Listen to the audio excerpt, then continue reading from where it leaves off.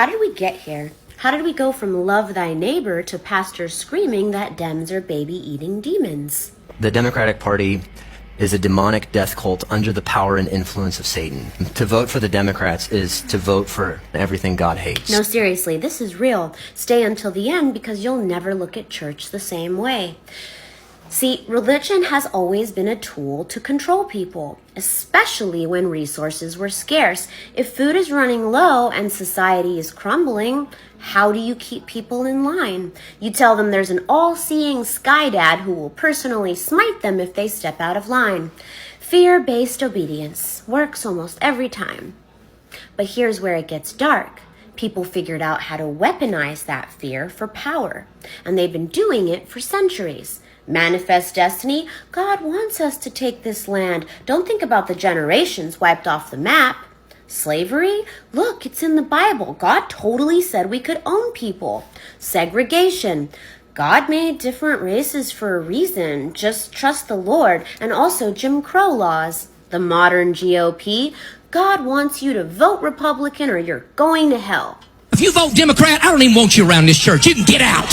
You can get out, you demon. You baby butchering election thief. You cannot be a Christian and vote Democrat in this nation. They are God-denying demons. Same playbook, just updated for the times. So how did we get from that to this? Well, in the 70s, Republican strategists realized they could use churches as political machines. They picked one issue, abortion, and convinced evangelics that voting Republican was the only way to stay Christian. And once that worked, they expanded the playbook. LGBTQ rights? Sin. Feminism? Sin. Immigration? Sin. Healthcare? Somehow also sin. And boom! Now religion isn't about spirituality anymore. It's just GOP propaganda with a choir. Fast forward to today, and guess what? Billionaires are now funding these churches to push their own political agenda. Groups like PragerU, Turning Point Faith, and the Family Research Council are literally training pastors to preach Republican talking points from the pulpit.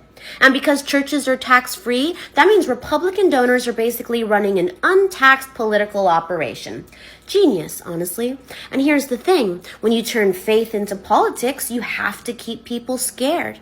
Because scared people don't think, they just obey. So now it's not enough to say Dems have different beliefs. No, they have to be literal demons, satanic, evil, because once you convince people the other side is an existential threat, they'll vote against them no matter what. I would say that the Democrats are now the stupid and evil party. So the church isn't just failing at separating from the state. It's been bought by billionaires, weaponized for propaganda, and is now actively radicalizing people to keep power.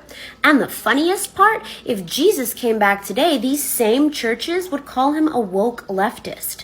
The dude literally spent his life healing the sick for free and feeding the poor. And somehow that's the enemy now. Make it make sense. Tell me again how this is about love and not control. Oh, wait.